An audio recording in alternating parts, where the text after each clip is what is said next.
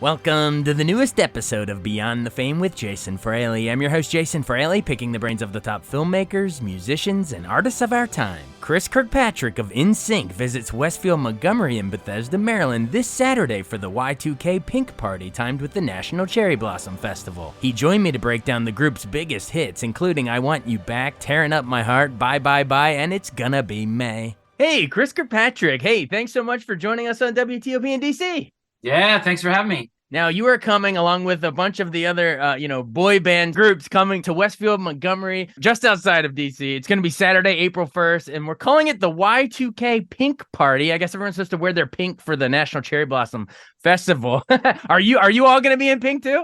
Well, knowing that, I guess I must be now. I'll have to make sure I change of wardrobe. It's funny because this pop tour, I've been doing it for a couple years now, and I was always like, you guys, you're doing my songs when I'm standing off stage. Let me come out and do more songs. Because I guess when Lance was hosting it, Lance just wanted to host.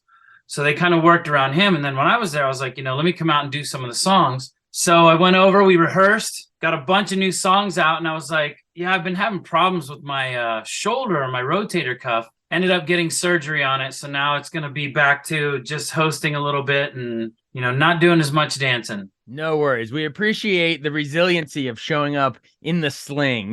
Nothing's going to stop you from coming to Westfield Montgomery. I love it. I love it. Well, so who all is going to be on stage with you from the various groups? Let's see. I know it's going to be the O-Town guys and LFO, or at least Brad from LFO, and it's pretty much the same lineup we've had for the last couple of years, and it's just a lot of fun. It's cool to see and perform with these guys, and hear the shows and hear it evolve, because they change the show all the time, and it's just always a lot of fun, and it's great to get out and see fans. Absolutely. Now, you sort of hinted at it, but just to confirm, will you be performing, or is it more of a meet and greet thing? Well, I guess we'll see. With my arm, like I said, with my arm in a sling, I definitely won't be dancing a lot, but I could still sing. I did a couple events this last weekend. I'm only barely 2 weeks out, so it's still a little tender, and ice packs and everything are my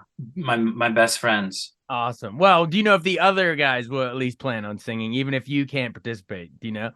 For sure. And I usually come out and do a couple songs with them, so we'll see what happens. Because also my friend Jeff Timmons is going to be there, and I just saw Jeff last weekend at one of the events that I did, and he's excited about it, and he'll probably get out and perform too, because that's what we do.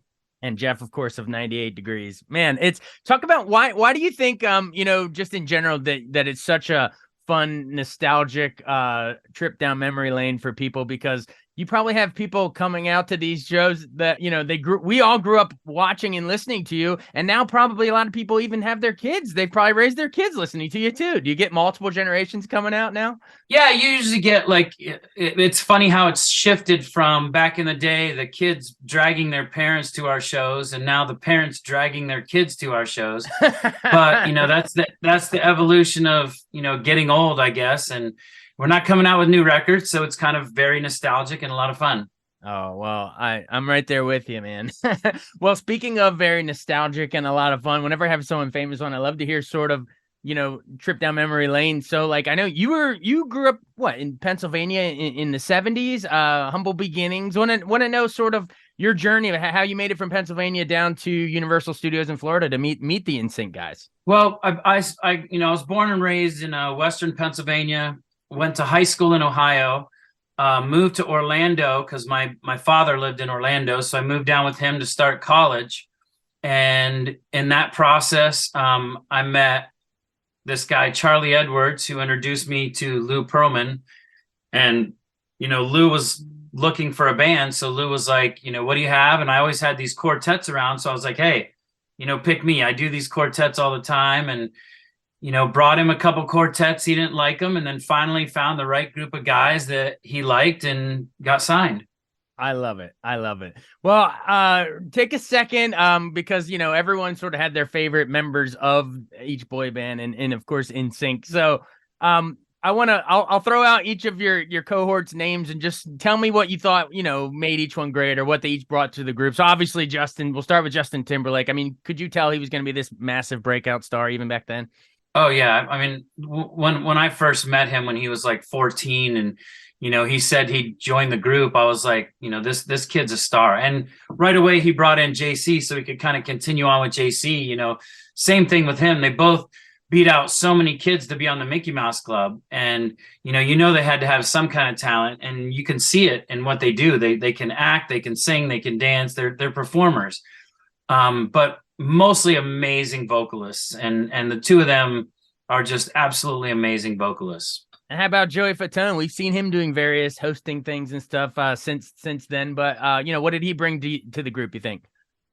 Yeah, Joey's a ham, and that's kind of what he brings to the group. He brings this personality, and he's a lot of fun, and he's just a large personality, and everything he does is over the top, and I make fun of his tacky, the way he dresses and everything, but that's him, and that's what he does.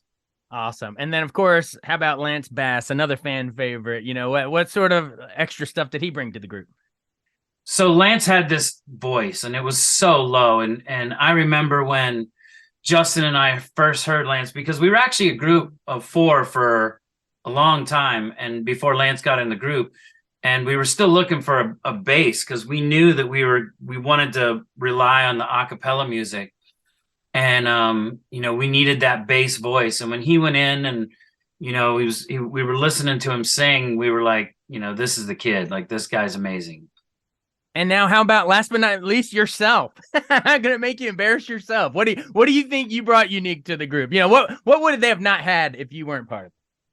A personality, or fun. They wouldn't have had fun, and definitely being the best looking in the band was difficult. There was a lot of times where it was a burden. It was a burden, but I felt like a piece of meat for a while. But I do have ability to sing. So no, on serious note, it's mostly my high register. Like, I used to sing really high, and it was a very distinct sound. So when you got the 5 of us together, you could hear the sounds in there, and it just added to the mix.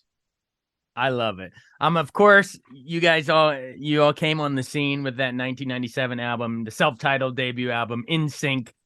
So many hits. I Want You Back. God Must Have Spent a Little More Time, but of course, Tearing Up My Heart. Just memories of just that, putting out that album. You probably, I guess Backstreet Boys, I guess they had just come out maybe, but you guys couldn't have envisioned that one blowing up like it did. But just sort of take me into how, like day before the first single comes out, until like fast forward like a couple weeks later, and suddenly you're household names. That must have been a whirlwind. Well, it was a little different for us because we started in Europe, and we went over there and had 2 or 3 tours that we did in Europe before we broke the States. So we had all those songs, and we were performing them in shows, and I always say we were kind of getting our feet wet over there, and really grinding out, learning what not to do, learning what to do, learning the best way to perform, the best shows we could put on. And not that we did anything, had any bad shows over there, but it really was like we could do a show over there, and if we messed up or something wasn't right, fix it for the next show. So by the time we came to the States, we kind of had it all down to a fine art. And then just before we move off that album, do a deep dive on Tearing Up My Heart. That's one of my personal favorites from back in the day. Who wrote that? Do you remember being in studio putting that one together? It's catchy as hell even today. It could come on in a bar today, and people that even claim they didn't like Nsync will sing every word to this. Right. Well, that I Want You Back was the first song we ever recorded over in Europe. We recorded some in the States, but the first one we recorded over in Europe, and that was with Dennis Pop and Max Martin. And of course, Max Martin is just everywhere now and a legend. But at the time, Dennis Pop was the man, and Max was his like understudy. So it was really cool to have, those 2 songs come out and to hear them and just finally have a song that we wanted to listen to over and over, not these cheesy ones we were doing, or, we weren't really a ballad type group. We liked dancing. We liked, performing. We liked high energy songs. So when those two came out, it was really kind of different for us, and made it so we knew what type of band we were going to be. Absolutely. Yeah. I mean, you could do the ballads, the guy must have spent, so you could do those, but Tearing Up My Heart and I Want You Back out dancing around, of course. But before we even get to No Strings Attached, the Christmas album, I'd be remiss if I don't mention that, because Merry Christmas, Happy Holidays is still one of my freaking favorite Christmas songs that's come out in the last, quarter century, I guess. So memories of putting together that Christmas album. Well, that Christmas album was thrown together pretty quick. We probably recorded the whole thing in less than 2 weeks or so, and we had a lot of industry standards on there, but just throwing our spin on things, and the acapella and the range, and doing all the vocals that we did on stuff. It was a really special record, and that song, it's cool. JC wrote that song. It's cool to hear that song again when other people cover it, because it's like, wow, we have a Christmas song that's now becoming a standard that other people cover. Right, and that's the brilliance of Christmas music. It'll come around every year, and different people will cover it, and those royalties will come in. Every Christmas I hear about it. Every Christmas. Well, before we run, we have to hit No Strings Attached 2000. I can still remember the album cover artwork, the marionette stuff. Gosh, It's Gonna Be Me has taken on a meme every It's Gonna Be May. This I promise you, talking of your ballads. But tell me about Bye Bye Bye, because we all remember the hand thing, and then the this and the stomp and the whole works. Memories of putting the dance moves of that together. Was it hard to coordinate, or did it come pretty natural? Well, obviously over time it just affects everything, and that's probably why I threw my rotator cuff out. But there really was it was really cool. Like I knew that song was special. Again, it was Max Martin's camp that did that song, and every time we worked with them, it was just special. It was just something different, and it was always upbeat and high energy, and it just kind of changed music a bit. It was really one of those things that after that song came out, I started calling it what we were doing, not pop music. I was like, this is like dirty pop. Like, it's like, it's a little meaner than normal pop. It's still bubblegummy pop, but it's not your parents' bubblegum pop. It was a little bit meaner, and that's what Bye Bye Bye kind of encompassed. Yeah, you mentioned dirty pop. I guess that even became a song. Pop and Gone and Girlfriend all on Celebrity. What was it like doing the last one together? Yeah. Just final seconds before we run, did you all know that was sort of going to be the last? It's hard to believe. Only 3, I guess 4 if you count the Christmas album, but it's hard to believe it. You guys accomplished such pop culture impact and only a couple albums like that. But did you all know that was going to be the last one? No, not really. We still had we had a winter album. We had some other stuff we did, and a lot of that was just in Europe. But it wasn't something that we recorded going, man, this was a fun ride. It was like, we were kind of still going and moving, and me more than anyone was really pushing to to keep everything on pace and to put out another record and keep working, but it just wasn't in the cards. Oh, well, you've done plenty of stuff since, like you're doing this tour. We've seen you on, Big Brother and Masked Singer. And so you keep popping up. So it's always cool when you show up. Most importantly, final question. Have you made peace with Eminem? Yeah. I mean, I guess I don't know. I've never really met him. We really we used to cross paths a lot, but that to me is like the most flattering thing. Yeah. Almost, that goes up there with The Simpsons and, things in your life that have happened. And that one was just like, if that's the case, I'd like to get him mad again so he puts me in another song. It's awesome. Right, getting name checked. Everybody's getting name checked in Eminem songs. If you made the list, that means you're part of history. No, you guys made your own history. So and come see more history at Westfield Montgomery Saturday, April 1st. Chris Kirkpatrick along with 98 Degrees O-Town and LFO. It's going to be so much fun. Thanks so much for doing this. I really appreciate it. Yeah, thanks for having me on. And heal up that arm. I'm trying the best I can. Don't lift that moon, man. That probably will strain it again.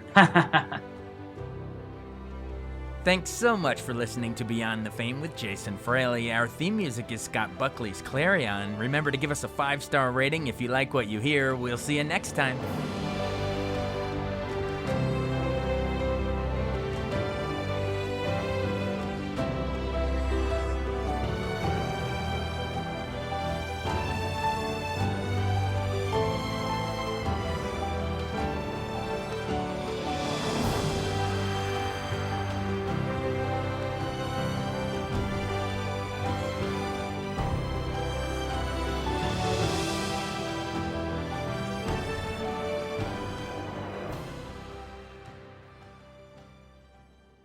I wanted to take a second to tell you about an app I really enjoy. Living in the DC area is great, and Podcast DC gathers all of the local shows that I like all in one local app. Health, sports, local news, politics, and so much more. Podcast DC is the new local app with hundreds of DC area podcasts to choose from. I can earn exciting rewards just for listening and share the podcasts I love instantly. Available in the App Store or in Google Play, listen local with Podcast DC.